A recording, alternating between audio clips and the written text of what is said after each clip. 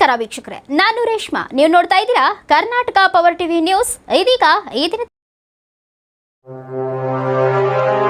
ಇಂದು ಸಂಡೂರಿನಲ್ಲಿ ಬಿಜೆಪಿಯಿಂದ ಬೃಹತ್ ಪ್ರತಿಭಟನೆ. ವಾಲ್ಮೀಕಿ ಪಂಗಡದ ಹಣದಲ್ಲಿ ಅಕ್ರಮವಾಗಿ ಬಳ್ಳಾರಿ ಸಂಸದರಾಗಿರುವ ಇ ತುಕಾರಾಂ ಅವರನ್ನು ವಜಾಗೊಳಿಸುವಂತೆ ಆಗ್ರಹಿಸಿ ಮತ್ತು ಕಾಂಗ್ರೆಸ್ ಅಧಿಕಾರಕ್ಕೆ ಬಂದರೆ SC ST OBC ಮೀಸಲಾತಿಯನ್ನು ರದ್ದುಗೊಳಿಸುತ್ತೇವೆ ಎಂದು ಹೇಳಿರುವ ರಾಹುಲ್ ಗಾಂಧಿ ಹೇಳಿಕೆಯನ್ನು ಧಿಕ್ಕರಿಸಿ, ಅದಲ್ಲದೆ ಸಂಡೂರಿನ ಜನತೆ ಅಭಿವೃದ್ಧಿ ಕಾಣದೆ ಮೂಲಭೂತ ಸೌಕರ್ಯಗಳಿಂದ ವಂಚಿತರಾಗಿರುವುದನ್ನು ಖಂಡಿಸಿ ಬೃಹತ್ ಪ್ರತಿಭಟನೆ ಹಮ್ಮಿಕೊಳ್ಳಲಾಯಿತು. ಈ ಒಂದು ಪ್ರತಿಭಟನೆಯ ಜಾಥಾ APMC ಮಾರ್ಕೆಟ್ನಿಂದ ಸಂಡೂರು ವಿಜಯ ವೃತ್ತದವರೆಗೂ ನಡೆಯಿತು. ಈ ಸಂದರ್ಭದಲ್ಲಿ ಮಾಜಿ ಮುಖ್ಯಮಂತ್ರಿ ಗೋವಿಂದ ಕಾರಜೋಳ, ರವಿಕುಮಾರ್, ಶ್ರೀರಾಮುಲು, ಸೋಮಲಿಂಗಪ್ಪ, ಸೋಮಶೇಖರ್ ರೆಡ್ಡಿ, ಬಂಗಾರು ಹನುಮಂತ, GT ಪಂಪಾಪತಿ, ನಾನಾ ಸಾಹೇಬ್ ನಿಕ್ಕಂ, ಇನ್ನೂ ಹಲವಾರು ಮುಖಂಡರು, ಗಣ್ಯರು, ನೂರಾರು ಕಾರ್ಯಕರ್ತರು ಭಾಗಿಯಾಗಿದ್ದರು. ವರದಿಗಾರರು ಮೊಹಮ್ಮದ್ ರಫಿ, ವಿಜಯನಗರ ಜಿಲ್ಲೆ, ಕರ್ನಾಟಕ ಪವರ್ ಟಿವಿ.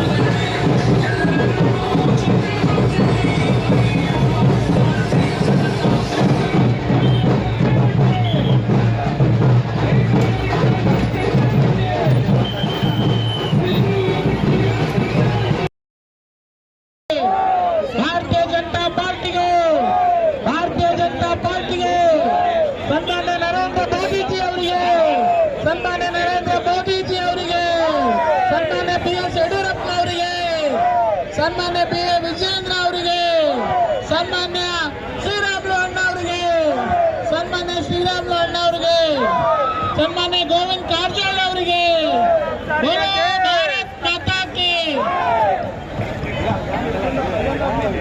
ಇವತ್ತಿನ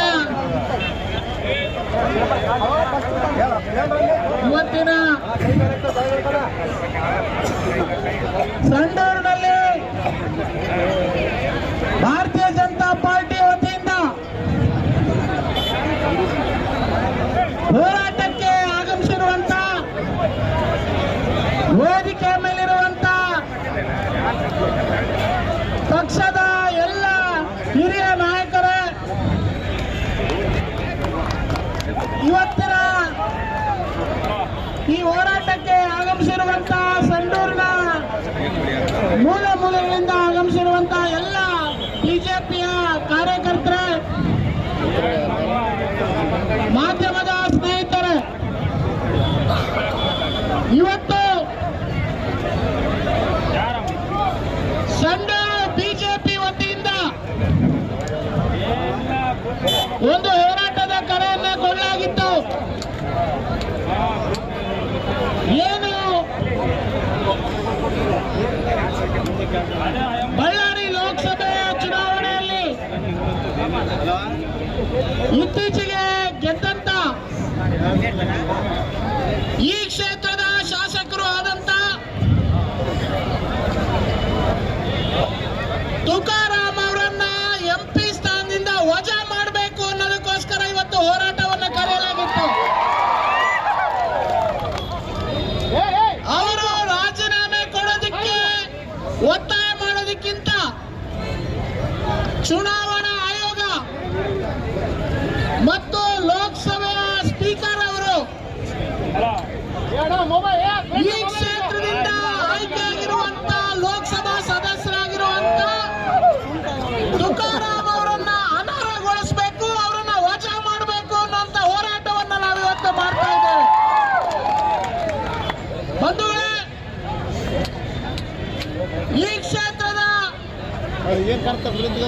ಶಾಸಕರಾಗಿ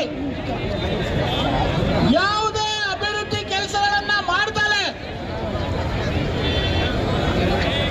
4 ಬಾರಿ ಶಾಸಕರಾಗಿದ್ರು ಕೂಡ ಸಂಡೂರಿನ ಅಭಿವೃದ್ಧಿ ಏನು ಮಾಡ್ದಲೆ ಇವತ್ತು ಅವರ ಪಕ್ಷ ಅವಕಾಶ ಮಾಡಿಕೊಟ್ಟಿದೆ ಅಂತ ಹೇಳಿ ಲೋಕಸಭೆಗೆ ಸ್ಪರ್ಧೆಯನ್ನ ಮಾಡಿ ಲೋಕಸಭೆಯನ್ನ ಅವರು ಗೆದ್ದು ಲೋಕಸಭಾ ಸದಸ್ಯರಾಗಿದ್ದಾರೆ.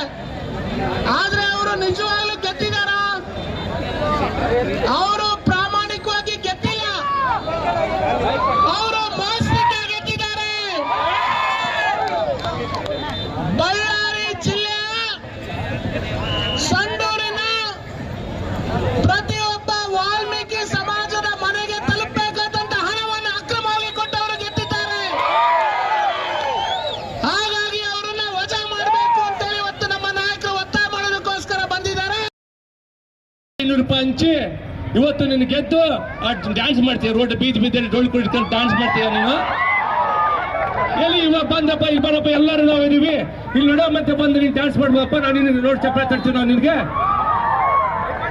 ನಿಮ್ಗೆಲ್ಲ ಗೊತ್ತಿರ್ಲಿ, ಅಮೆರಿಕ ಪ್ರವಾಸಲ್ಲಿ ಹೋದಾಗ ಕಾಂಗ್ರೆಸ್ ನಾಯಕ ಅಧಿನಾಯಕ ರಾಹುಲ್ ಗಾಂಧಿ ಅವರು ಇಲ್ಲಿ ನಮ್ಮ ದೇಶದಲ್ಲಿ ಇದ್ದಾಗ ಕಾಂಗ್ರೆಸ್ ಪಕ್ಷದ ಎಲ್ಲಾ ನಾಯಕರು ನಾವು ದಲಿತರ ಪರವಾಗಿ ಅಂತ ಹೇಳಿಕೆ ಕೊಡ್ತಾರೆ. ಅವ್ರ ಅಧಿನಾಯಕ ಅಮೆರಿಕದಲ್ಲಿ ಹೋಗಿ ನಾವು ಮೀಸಲಾತಿ ರದ್ದು ಮಾಡ್ತೀವಿ ಅಂತ ಹೇಳಿಕೆ ನೀಡ್ತಾರೆ. ನಿಮಗೆ ಗೊತ್ತಿರಲಿ, ಅನಂತ್ ಕುಮಾರ್ ಹೆಗಡೆ ಅವರು ಕಳೆದ ಲೋಕಸಭಾ ಚುನಾವಣೆಯಲ್ಲಿ ಒಂದು ಸಣ್ಣ ಹೇಳಿಕೆ ಕೊಟ್ಟಿದ್ನ, ಅದನ್ನ ರಾಜ್ಯಾದ್ಯಂತ ನೀವು ಅದನ್ನೆಲ್ಲ ಪ್ರಚಾರ ಮಾಡಿ ದೇಶಾದ್ಯಂತ ಟೈರ್ಗಳು ಬೆಂಕಿ ಹಚ್ಚೋದೇನೋ, ಪ್ರತಿಗಳು ದಾನ ಮಾಡೋದೇನೋ. ಇವಾಗ ಸುಡ್ರಪ್ಪ ನಿಮ್ಮ ರಾಹುಲ್ ಗಾಂಧಿ ಪ್ರತಿಗಳು ನೀವು ಮಾಡ್ರಪ್ಪ. ನೀವು ರಾಜ್ಯಪಾಲರಿಗೆ ಮೊನ್ನೆ ನೀವೆಲ್ಲ ಚಪ್ಪಲಿ ಹಾಕಿ ದೊಡ್ಡ ಪ್ರತಿಭಟನೆ ಮಾಡಿದ್ರಿ. ಅವಾಗ ನಿಮಗೆ ಎಫ್ಐಆರ್ ಹಾಕಕ್ಕೆ ಯಾವ ದಮ್ಮು ತಾಕತ್ತಿಲ್ಲ.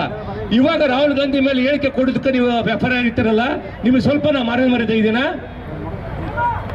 ಬಂಧುಗಳೇ, ಸಂಡೂರಿನ ಜನತೆ ನಾನು ಕಳ್ಕೊಳ್ಳೋದು ಹೇಳ್ತಾ ಇದೀನಿ, ಈ ಬಾರಿ ಕಾಂಗ್ರೆಸ್ನ ಸೋಲ್ಸುವಂತಂದ್ರೆ ಈ ವೇದಿಕೆ ಇರ್ತಕ್ಕಂಥ ಎಲ್ಲರ ಪರವಾಗಿ ನಾನು ಮಾತು ಕೊಡ್ತೀನಿ.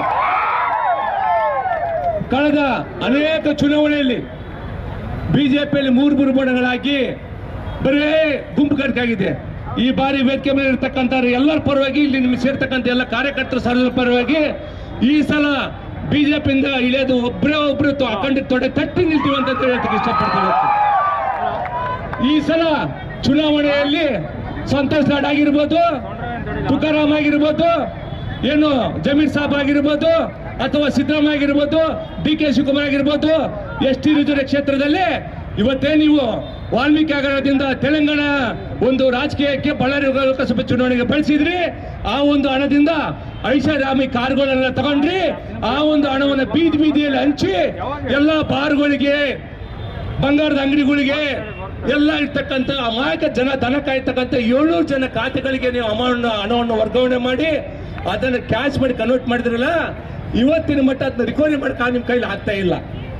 ಮಾನ್ಯ ಸಿದ್ದರಾಮಯ್ಯನವರು ಹೇಳಿದ್ರು ಯೂನಿಯನ್ ಬ್ಯಾಂಕಿಂದ, ಅದೇ ರೀತಿ ನಾಗೇಂದ್ರ ಹೇಳಿದ್ರು 24 ಗಂಟೆಯಲ್ಲಿ ವಾಲ್ಮೀಕಿ ಹಣದ ಒಂದು ನಿಗಮದ ಹಣವನ್ನು ರಿಕವರಿ ಮಾಡಿಕೊಡ್ತೀವಿ ಅಂತ ಹೇಳಿದ್ರಿ.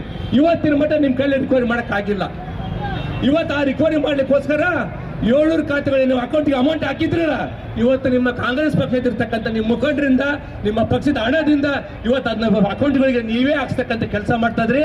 ಆದ್ರೂ ಆ ನಿಗಮಕ್ಕೆ ವಾಪಸ್ ತರಕ್ ಆಗ್ತದ. ಯಾಕಪ್ಪ ಅಂತಂದ್ರೆ ಇಡಿ ಅವರು ಸಿಬಿಐ ಅಲ್ಲಿ ತನಿಖೆ ಮಾಡ್ತಾರಲ್ಲಪ್ಪ, ಅದೇ ಉದ್ದೇಶಕ್ಕೆ ನಿಮಗೆ ತರಕ್ ಆಗ್ತಾ ಇಲ್ಲ.